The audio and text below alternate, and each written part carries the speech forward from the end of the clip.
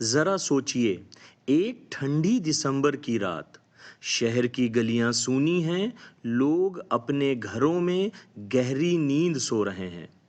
किसी को खबर नहीं कि कुछ ही देर में उनकी जिंदगी हमेशा के लिए बदलने वाली है। लेकिन उसी रात, चुपचाप, बिना किसी आवाज के, एक जहरीली चादर पूरे शहर में फैलने लगी।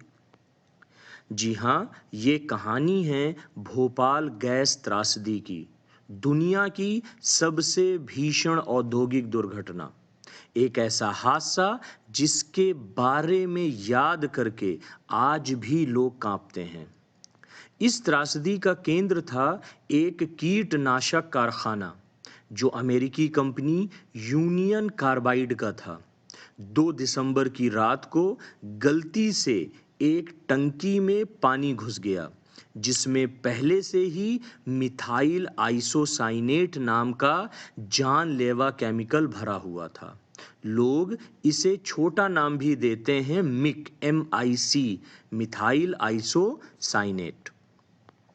और फिर जो हुआ वो किसी केमिकल विस्फोट से कम नहीं था।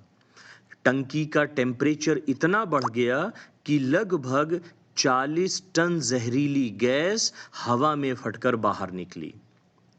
ये गैस हवा से भारी थी, इसलिए नीचे जमीन पर फैली। और सबसे बुरा ये हुआ कि कारखाने के आसपास जितनी भी बस्तियां थीं, सबसे पहले वहीं के लोग इसकी चपेट में आए। हालत बस कुछ ही घंटों में पूरी तरह जो है वो बिगड़ गए। लोग घुटन से तड़पते हुए दौड़े, उनकी आंखों से पानी बह रहा था, सांसें थम रही थीं, इधर उधर भागदौड़, चीखें और फिर सन्नाटा। अस्पतालों में इतनी लाशें आईं कि जगह कम पड़ गई। सरकारी आंकड़ों के मुताबिक उसी रात, सेम नाइट जो है, वो करीब 3,500 लोग मारे गए। लेकिन असली त्रासदी वहां नहीं खत्म हुई। आने वाले सालों में ये आंकड़ा 22,000 से ऊपर जा पहुंचा, क्योंकि जो बच गए वो भी जहर के असर से बीमार पड़ते गए और चुपचाप दम तोड़ते रहे। और बस इतना ही नहीं, गर्भवती महिलाओं के गर्भपात होने लगे, और जो बच्चे पैदा हुए उनमें से कई के जो विकृतियां या जो हैंडीकैप्ड सिम्टम्स होते हैं, और कुछ को दिमागी जो है वो डिस्टरबेंस उनको पाई गई उनमें। आज भी भोपाल के कई परिवार उस रात के साए में जी रहे हैं। अब सवाल उठता है, आखिर ऐसा हुआ क्यों? रिपोर्ट्स बताती हैं कि कंपनी ने सुरक्षा के पैसे खर्च करने के बजाय बचत करना जरूरी समझा। जो रेफ्रिजरेशन यूनिट MIC को ठंडा रखती थी वो बंद थी।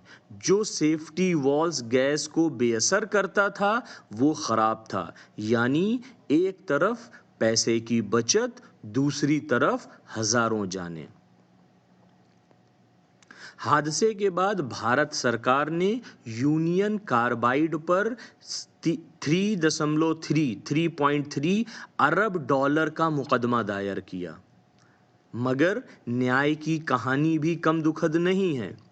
1989 में ये केस बाहर ही सुलझा लिया गया और कंपनी ने महज 470 मिलियन डॉलर में समझौता कर लिया। जो पीड़ित थे, तो पीड़ितों के लिए ये एक और धोखा था। इसके बाद कंपनी के जो CEO थे, वॉरेन एंडरसन को भारत में गिरफ्तार तो किया गया, लेकिन उन्हें जल्द ही रिहा कर दिया गया।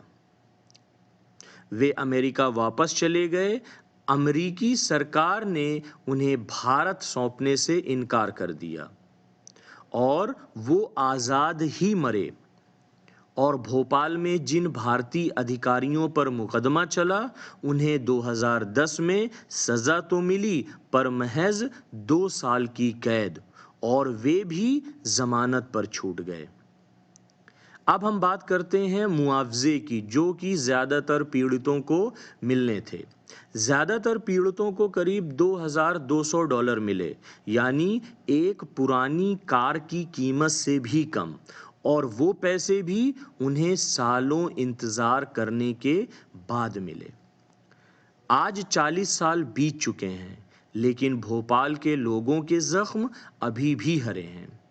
ये सिर्फ एक हादसे की कहानी नहीं है, ये कहानी है लालच की, लापरवाही की और उस बेबसी की जब बड़ी कंपनियां और सरकारें छोटे लोगों को भूल जाती हैं।